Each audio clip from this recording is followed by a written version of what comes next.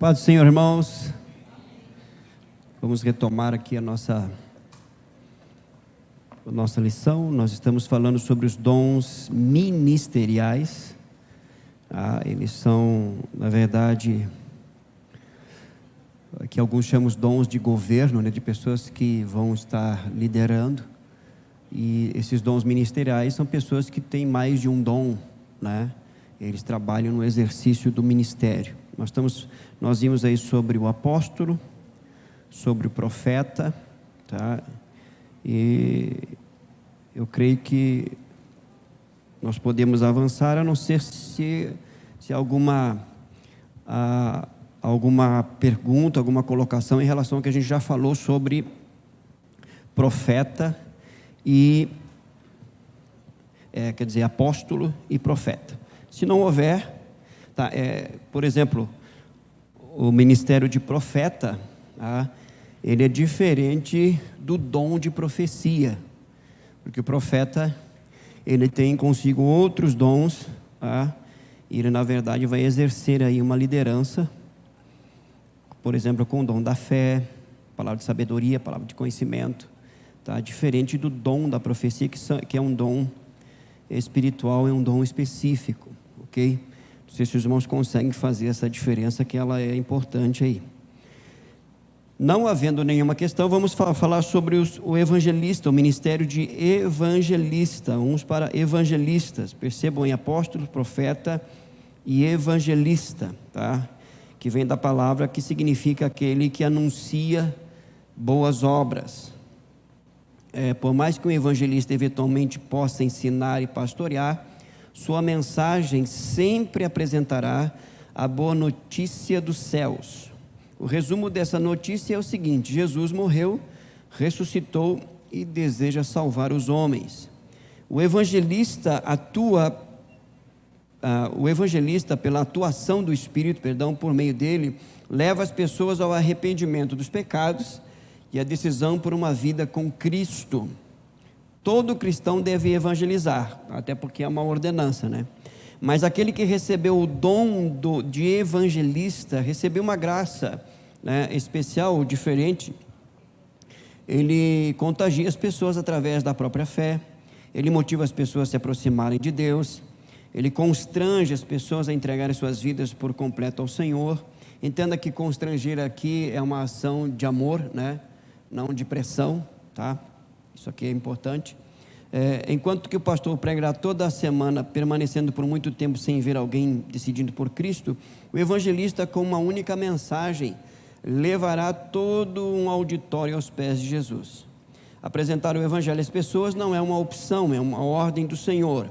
Independente de termos o dom ou não, precisamos evangelizar.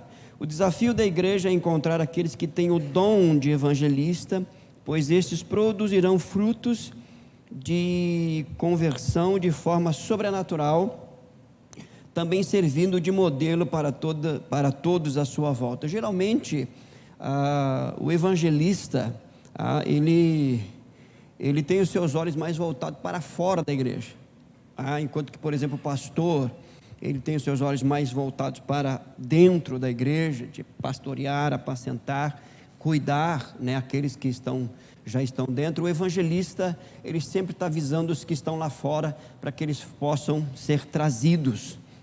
Então, tudo que ele vai fazer na igreja, ele sempre vai pensar nas pessoas que poderão ser alcançadas.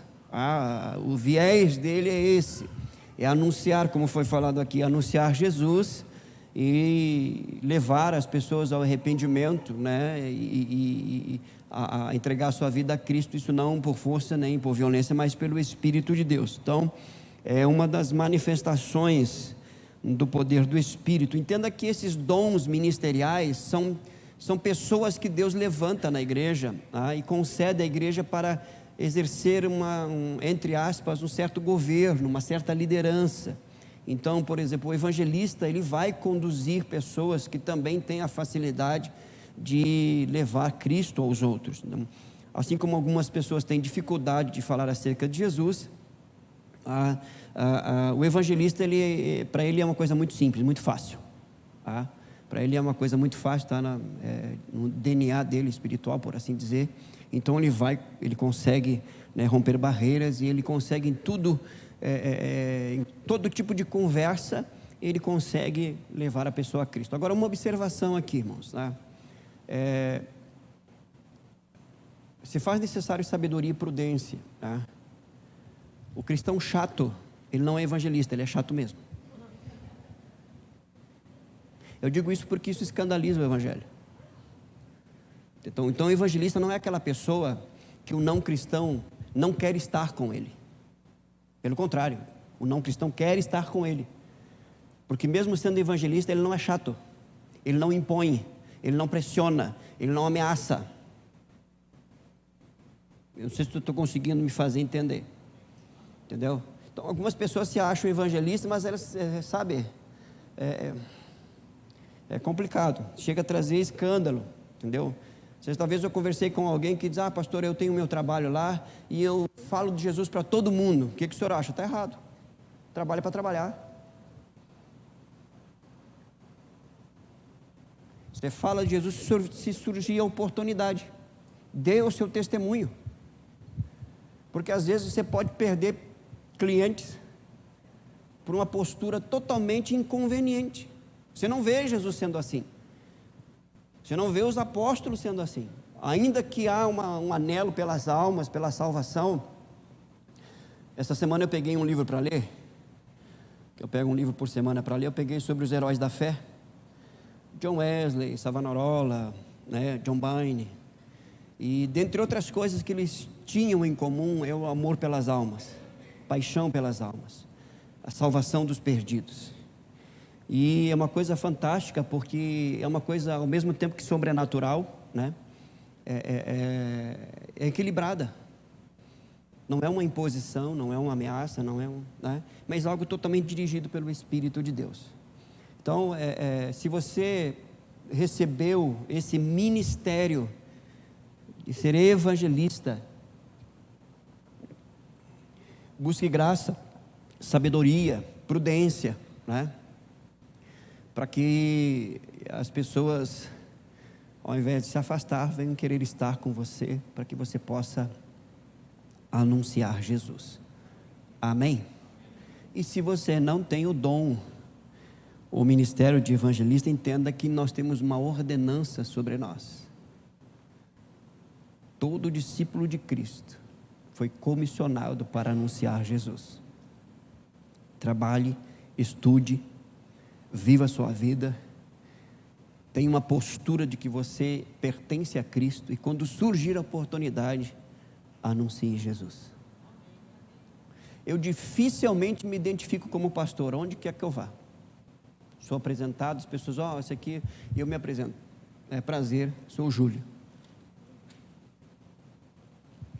Para não evitar qualquer tipo de barreira, até porque pastor é uma função, né, não me define. É o que eu faço. Agora, eu me identifico como cristão no sentido de postura, de comportamento, de conversa. Entendeu? Porque isso facilita, irmãos. Eu estava vendo uma situação esses dias aí, de um pastor que ele escreveu um livro, e ele no final ali, depois da palestra, aquela coisa toda, falando um pouco sobre o livro, e ele estava na porta de entrada ali, assinando, né, dando autógrafo no livro dele para o pessoal que estava comprando o livro. E dentre outras pessoas ali havia pastores, enfim, a maioria era pastor. E teve uma situação que chamou a atenção desse pastor que escreveu o livro, que ele disse que chega um irmão, outro pastor, né, e diz: eu comprei o seu livro aqui e tal, faz uma dedicatória para mim aí e tal. E ele fez e colocou: ao meu irmão fulano de tal, esse livro, papapá. E assinou o nome dele ali, entregou. O pastor olhou assim: não, você fez errado. Não é o irmão fulano de tal, é o pastor fulano de tal. Aí o pastor disse assim para ele: mas acima de tudo nós somos irmãos. Não me diminui, eu sou pastor. Eu também sou pastor, irmão, mas antes de ser pastor nós somos irmãos. E ele não quis o livro, ele devolveu o livro, porque não estava ali na dedicatória ao pastor fulano de tal. É esse tipo de comportamento, de postura, que ao invés de anunciar Jesus, nós denegrimos Jesus. A nossa posição não nos define, irmãos. O nosso exercício, as nossas funções, o que nos define quem nós somos em Cristo Jesus. Isso é fundamental, principalmente nos dias de hoje. Nos dias de hoje. Então, anuncie Jesus, né? Mas dentro daquela realidade normal, né? Ok? Tudo certo aí? Estou sozinho aqui, irmãos? Oh, aleluia, chegou a arrepiar agora. Vamos lá. Apóstolo, profeta, evangelistas, pastores.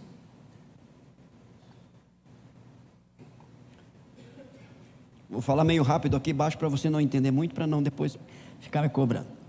A palavra pastor não aparece muitas vezes na Bíblia, mas geralmente é usada no contexto do pastoreio de ovelhas, literalmente.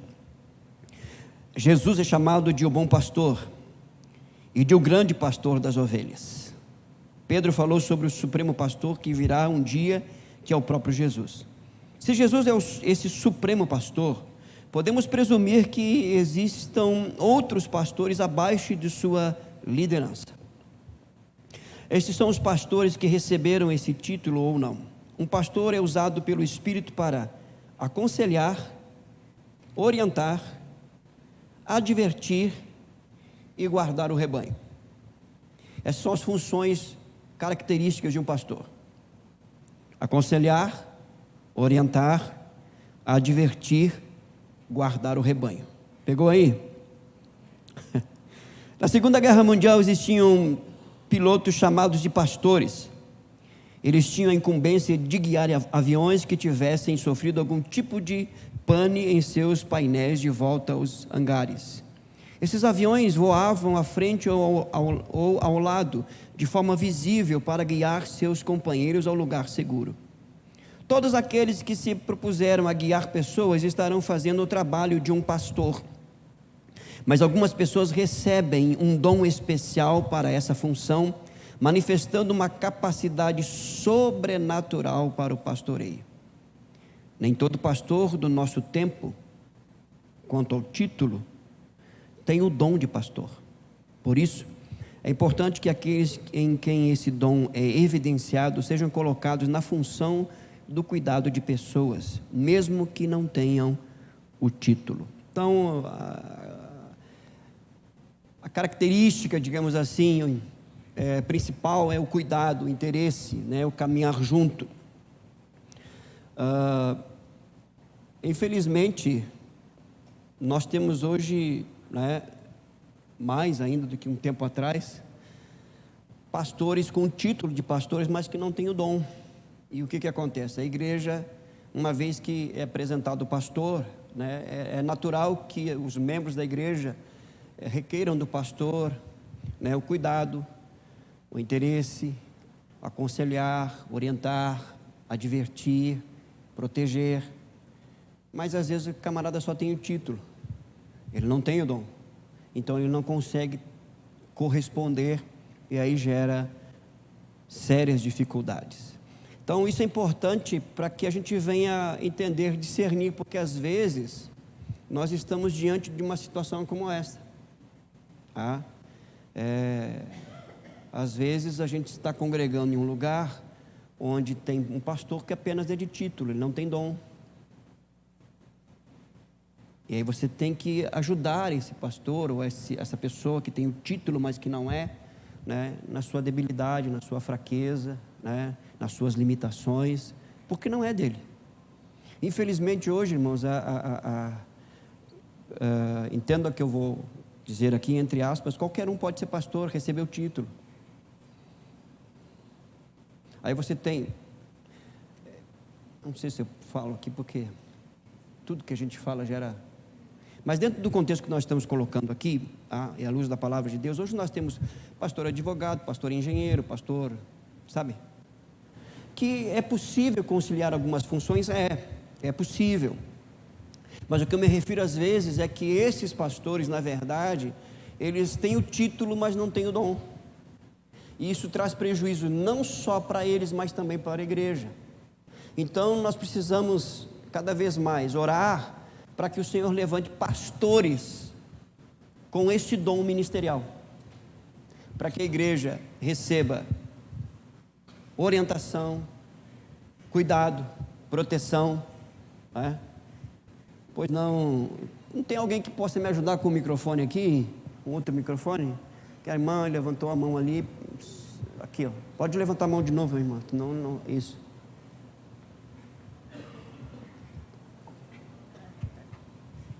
Ô pastor, mas o pastor, ele tem que ter chamado, né? Chamado confirmado por Deus, porque se ele tiver o chamado, ele vai ter o dom, não é isso? Isso, exatamente o que nós estamos falando. Esse aí dom o senhor me sinônimo de diga uma chamado. coisa. Isso. Se, vamos supor, vamos citar aqui, o irmão Jefferson, ele não conhecia a palavra, não descobriu o que isso é palavra. Tá, se converteu, ele já é um médico, vamos supor, o engenheiro. Deus pode chamar ele? Pode. E aí ele, o certo é ele abandonar a profissão? Aí vai depender do tipo de chamado de Deus para a vida dele. Entendeu? Porque, por exemplo, Paulo, ele fazia o que, irmãos? Tendas. E ele exercia o ministério dele tranquilamente. Então, aí pode acontecer, tá? E o que nós temos, se nós temos por um lado pessoas que exercem funções e que têm o título de pastor e não têm o dom, né? Nós temos por outro lado pessoas que foram chamadas, que têm o dom e que exercem outras funções também e conseguem, debaixo da graça de Deus, até com outros auxiliares também, exercer tranquilamente o ministério. Então depende muito, isso é uma questão muito pessoal, tá? Mas pode acontecer de uma pessoa estar exercendo uma função profissional e ser chamado ao ministério, sim, tá? E alguns abandonam o ministério por orientação divina, né? Outros não, tá? Outros conseguem conduzir a sua função e também exercer o ministério pastoral tranquilamente. Eu conheço um pastor em Porto Alegre, ele é médico, é de um hospital lá, médico de coração, que por sinal muito bom médico, e se converteu e Deus chamou ele para o ministério, ele abandonou a profissão, só trabalha como pastor, por sim. isso... Sim, pode acontecer, sim. O que geralmente acontece, na grande maioria dos casos, acontece lá, abandonar a função debaixo de uma orientação divina, entendeu? Pastor, uma perguntinha. A esposa de pastor também tem que ter chamado?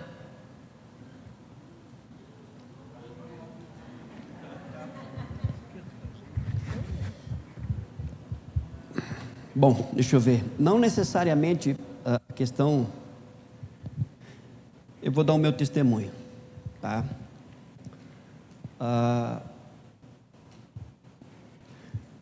Namorando com a Ângela e a gente viu que o namoro ia, né, nos levar para o altar. Eu sentei com ela e disse assim: olha, eu tenho um chamado, né? Eu ser pastor, e assim, ó, se tu quiser casar comigo, entenda que tu vai casar com um pastor. Eu não vou exercer outra função, porque no meu relacionamento anterior eu tive problema. A outra que antes da Ângela, ela disse assim: eu nunca vou casar com um pastor. Eu tive sérios problemas e atrasei 10 anos da minha vida. Eu namorei uma pessoa dentro da igreja, não foi lá fora não. E eu disse: Ângela, e tu faz o seguinte, ó, tu tem aí um tempo para pensar, porque tu pode escolher, olha, eu não quero casar com um pastor, né? Tá na liberdade. E aí a gente já resolve essa questão agora. Não corei tanto na minha vida, mas porque a gente deu uma semana para pensar sobre isso, e ela disse: não, eu vou casar contigo mesmo assim. Aí no dia do nosso casamento, durante a cerimônia, o pastor que estava conduzindo a cerimônia, ele disse assim: eu quero dar oportunidade para os pais, se tiverem alguma palavra, alguma coisa, né? E para nossa surpresa, a mãe da Ângela pediu a palavra e compartilhou de que em oração ela sempre pedia ao Senhor que, se fosse da vontade do Senhor, que ela casasse com o pastor.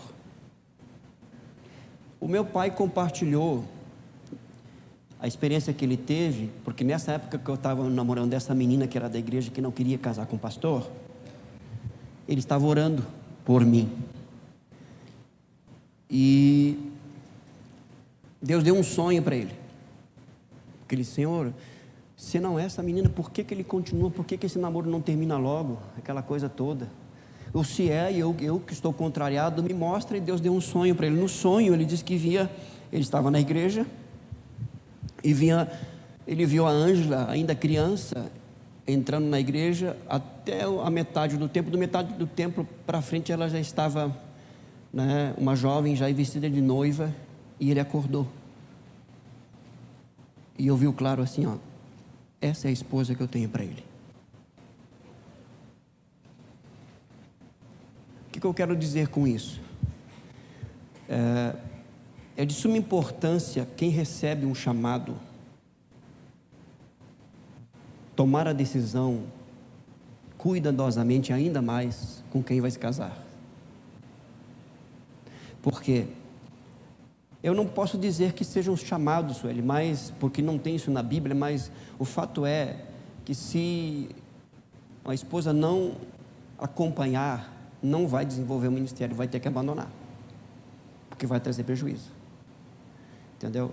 Então tem que pensar muito. Então você que tem o chamado e que não casou ainda, se já deve haver um cuidado com quem você vai casar, porque a segunda maior decisão de um homem e de uma mulher, a primeira é entregar a sua vida a Cristo, a segunda maior decisão é com quem você vai viver até que a morte, tá, o separe, principalmente quem tem o chamado. Eu auxiliei um pastor, ainda seminarista, em São Paulo, que a esposa não acompanhava ele. E por várias vezes, antes de terminar, nós estávamos no altar, o culto estava encerrando, e tinha uma porta lateral assim, ó, ela chegava na porta, botava a mão na cintura e disse: tu não vai para casa? Tu não vai terminar esse culto? Tu tem 10 minutos para terminar esse culto, senão eu vou te arrancar desse altar. E ele: tá bom, amor, já estou indo. Eu olhei para ele e disse: meu Deus do céu, não tem condições, irmãos. Como é que vai exercer um ministério assim? Então, não sei se não seria realmente um chamado, entendeu? Porque Ângela, por exemplo, ela decidiu e ela abandonou o sonho, irmãos. Ela abriu mão. Ela ia estudar, ela queria trabalhar no Banco do Brasil, estava se preparando para isso. E ela abriu mão, debaixo de uma direção, de uma orientação do Senhor. Então tudo tem um preço, né? E isso envolve realmente uma característica de chamado, entendeu? Irmã Cristina. No nosso caso, eu me tornei esposa de pastor, porque Wagner, depois de 8 anos de casado, Wagner tem um encontro com Deus e recebe então o chamado. E Deus sempre, quando falava com a gente, Ele falava com os dois, né? Uma vez Ele falou comigo assim: eu tenho um chamado para a tua vida e eu vou colocar você ombro a ombro com o teu, porque eu quero vocês juntos. Então eu creio que quando Deus escolhe, Ele capacita. Sim. E cabe à mulher, à esposa do pastor, ser a mulher segundo a palavra, a mulher prudente, a mulher sábia, sabendo que esse chamado é honroso e que ela tem que se comportar segundo a palavra de Deus. Eu penso assim. Sim, com certeza. Foi colocado no meu caminho pessoas que me ajudaram a isso. Sim. Eu pude me espelhar na vida de muitas mulheres, muitas esposas de pastor. E então eu creio assim, que quando Deus chama, Ele capacita. No nosso caso foi assim, porque eu tinha um chamado desde criança, e Deus moveu céus e terra para fazer cumprir isso, ao ponto de chamá-lo e capacitá-lo para tal honra. Nós também abrimos mão de sonhos, de projetos, de família, de uma vida secular, entre aspas, né? Muito bem sucedida, no caso dele, né? E eu abri mão da minha vida profissional por causa da maternidade. Eu entendi que eu queria criar os meus filhos e não me arrependo disso. Tanto que tanto a minha filha quanto o meu filho estão aí, servindo ao Senhor. Louvado seja Deus por isso. Amém. E eu abri mão de muitos sonhos, muitos projetos, mas sempre visando no crescimento dele. Para que ele fosse realmente, ocupasse o papel de sacerdote da nossa casa. Eu aprendi que na honra, na submissão, eu ia ser bem-sucedida. Então eu orei por ele, eu clamei ao Senhor, Deus salvou ele, e eu então me coloquei debaixo da mão de Deus e falei: Senhor, o Senhor faz aquilo que o Senhor quiser. Largamos muitas coisas para trás, não nos arrependemos em nenhum momento. Deus não coloca uma faca no nosso pescoço. É bom dizer isso. Exatamente. Deus, ele te chama e cabe a você dizer sim ou não. Exatamente. Mas eu quero crer que quando Ele chama, Ele capacita. Com certeza. Agora também eu tive alguns posicionamentos de proteção com relação à Ângela, porque, por exemplo, a Ângela, vocês veem ela trabalhando aqui na igreja, ela se entrega, enfim, aquela coisa, tem que dar às vezes uma puxada, mas nem sempre foi assim. Ela assumiu a responsabilidade de cuidar de mim, de caminhar comigo. Depois veio o Daniel. Em alguns lugares por onde nós passamos, né, tentaram impor, né, algum tipo de trabalho, serviço para ela, e eu disse: não, o chamado aqui sou eu, nomeado aqui eu. Ângela vai trabalhar na igreja se ela quiser. Teve uma situação uma vez de uma igreja que nós tinha um programa de televisão, tinha que gravar aquela coisa toda, e alguém ligou para a Ângela assim: ó, se prepara que você vai gravar. Aí a Ângela me ligou: Júlia, é o seguinte, ó, me ligaram aqui para eu gravar e tal, e tu? Não quero, não, deixa, tranquila, não vai. Aí eu vi aquela correria, aquela movimentação, tá faltando alguns minutos para a gravação. De repente o pastor presidente abre a porta do escritório dele, assim: ô pastor Júlio, aí a irmã Ângela está em casa. Ela não vai vir? Não. Por quê? Porque ela disse que não quer. E se ela disse que não quer, ninguém vai fazer ela vir. Funciona assim. Aí ele bateu a porta. Aí depois da gravação nós sentamos para conversar. Entendeu? E eu deixei bem claro: o nomeado aqui sou eu. Ela vai fazer se ela quiser. Mas e o ministério dela? O ministério dela é cuidar de mim e do Daniel. E ela trabalhava na igreja, irmãos. Ela se envolvia no trabalho. Foi nesse lugar que ela começou a trabalhar com as crianças, enfim, desenvolveu. A Ângela nunca tinha trabalhado com criança. Então, cabe também essa questão de proteção e de direcionamento da parte, né, do homem. Agora, cabe aqui também, irmãos, assim, não só para ministérios, dons ministeriais. Cabe aqui para você que é casado, né, e que você de repente vê que o seu cônjuge tem um envolvimento na igreja, Deus está direcionando, e você facilitar isso. Não dificulte. Porque se você dificultar, exatamente você vai se tornar pedra de tropeço. Se você dificultar, você vai entristecer o Espírito de Deus. E isso vai trazer sérios problemas para o seu casamento. Então, se você não está envolvido com nada na igreja, o seu cônjuge está, venha, fica aqui, senta, toma um chimarrão, acompanha. Entendeu? Faça essa parte aí que vai ser show de bola. Mas se você se opor, vai trazer sérios problemas. Antes da irmã Cristina, alguém levantou. Aqui, pode falar. Okay. Pastor Julio, la pregunta es, cuando alguien recibe el llamado y no participa, no, como digamos, recibe el llamado pero no lo hace, no va adelante, no destranca esta llave, y ¿cuál es el destino? ¿Qué puede pasar, no? Alguien recibe, sabe lo que está escuchando, pero una mitad quiere y otra mitad no quiere. Ok. Não exerça. Não exerça, porque você vai correr risco aí de separação. E aí o que acontece? Numa ordem que Deus estabeleceu, né, de prioridades, é Deus, sua família e depois o ministério. Então é melhor não exercer. Você não vai perder a salvação, tá? Vai perder galardões, vai perder experiências que você poderia ter no exercício ministerial, mas salvação você não perde. Então, assim, irmãos, ó, isso é fundamental, essa pergunta é fundamental, porque tem pessoas assim, tem gente que coloca, quando a gente fala assim, ó, você tem que colocar Deus em primeiro lugar na sua vida, e para muitas pessoas, para a grande maioria, Deus é a igreja, é o trabalho. Não é. Deus é a sua vida com Deus. Depois de Deus, é a sua família. Depois da família, se você tem um ministério, ou se você tem a profissão. Está entendendo isso? Eu sei que você vai ler em livros, eu sei que você vai ouvir pastores falando ao contrário, mas isso não tem fundamento bíblico. O casamento é uma instituição divina.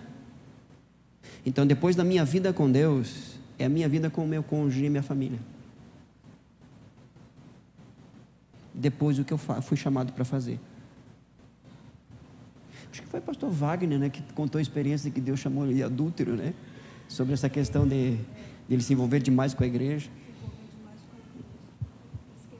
e esquecer da família. Então, e assim, pessoas que se envolvem demais com o trabalho, principalmente na nossa geração de hoje, irmãos, nessa geração babilônica aí, né, que visa o sucesso, a conquista, acima de tudo, de qualquer coisa, né, um sistema totalmente babilônico. Então, tenha cuidado com isso. Tenha sensibilidade à voz do Espírito, irmã Cristina. Quando nós chegamos em Bagé, eu fui substituir a irmã Sandra Dutra. Ela era a esposa do pastor, um ministério brilhante que todos vocês conhecem. E as mulheres de Bagé diziam assim: nós queremos saber qual é o ministério da irmã Cristina. E fizeram uma reunião ali para eu dizer qual era o meu ministério. E eu cheguei para elas e disse assim: o meu ministério é a minha família. Não existe nada maior para mim a não ser Deus, mas o meu ministério é a minha família. É o meu esposo, eu cuido dele e ele cuida da igreja. Eu deixei isso muito bem claro. Eu cuido dele em orações, em todos os cuidados, e ele cuida da igreja. E meus filhos, meus netos, o meu ministério é a minha família. Esse é o meu maior ministério.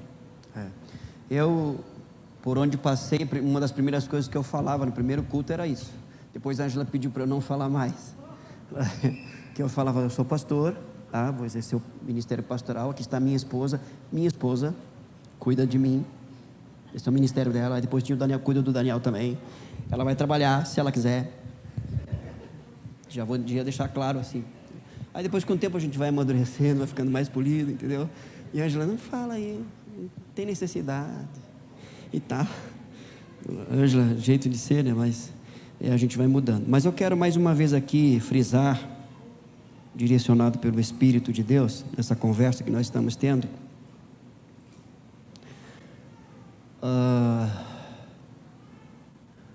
Não deixe o seu cônjuge ou os seus filhos soltos na igreja. Venha com eles. Não, mesmo que você não exerça nada, não tenha nenhuma função na igreja, mas seu cônjuge tem, seus filhos estão envolvidos, participe com eles, esteja com eles. Isso é fundamental. Isso é altamente espiritual. Acompanhe, esteja presente. Não deixe acontecer de que a igreja olhe de repente para um irmão, para uma irmã, casado, né, com família, e só ele ou só ela trabalhando na igreja, e cadê o fulano? Está em casa. Não vem, sabe? É no mínimo constrangedor para quem está exercendo. Isso traz sérias dificuldades, entendeu? A não ser que haja uma conversa aí de que de repente se chegue a um acordo de que a pessoa, esse cônjuge ou o filho, não, você não vai trabalhar mais na igreja, você não vai fazer mais nada, entendeu? Pode acontecer, infelizmente às vezes acontece, mas cuide muito em relação a isso, sabe? Quando as pessoas estão perguntando muito, e o teu esposo, e a tua esposa, sabe? Você vem sozinho, acende um sinal de alerta. Cuidado, né? Esteja junto. Até porque casamento é isso, é estar junto, é caminhar junto. Família é isso, é estar junto. Os irmãos entendem isso? Não? O tempo já está terminando já? Oh, Jesus. Bom, só a questão do mestre aqui para a gente terminar, depois a gente vai entrar nos dons do Espírito, tá? Pastores e mestres, tá? Nem todo mestre é pastor, mas todo pastor tem que ter um viés aí, tá? Esse ministério de ensino. Existem alguns estudiosos que defendem a união desses dois últimos dons, como se Paulo estivesse fazendo referência ao dom de pastor-mestre. Isso porque, na verdade, todo mestre é potencialmente um bom pastor. O mestre é um instrutor, pois após o evangelista fazer o seu trabalho de levar as pessoas a Cristo, o pastor e o mestre deverão conduzir as pessoas ao crescimento espiritual. O mestre é aquele que apresenta a palavra de Deus aos novos convertidos, levando-os a descobrirem e guardarem os ensinamentos de Cristo, conforme a parte final da grande comissão, ensinando-os a guardar todas as coisas que vos tenho ordenado.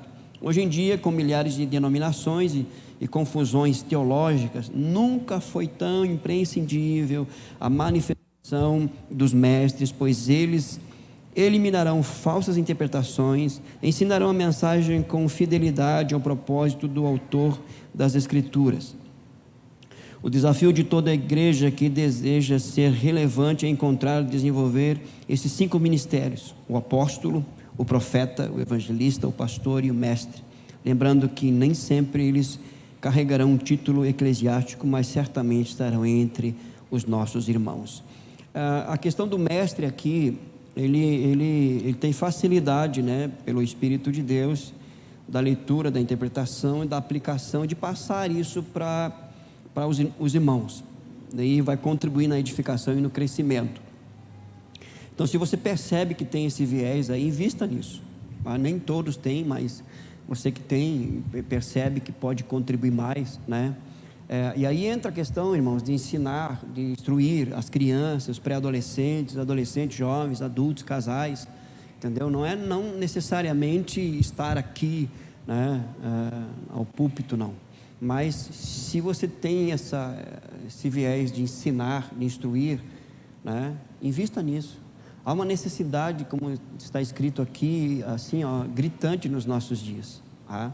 Muitos falsos mestres, muitos falsos ensinos, mas tem aí homens e mulheres que o Senhor tem levantado, comprometidos com a palavra, né, comprometidos com o Evangelho, e aí nesse caso também cabe uma orientação aqui. Seja seletivo nessa questão de ouvir pregação, ouvir estudo bíblico. Preste bem atenção em quem você está ouvindo, se está sendo realmente coerente, fiel às Escrituras, né? Está trabalhando aquilo que realmente vem do coração de Deus.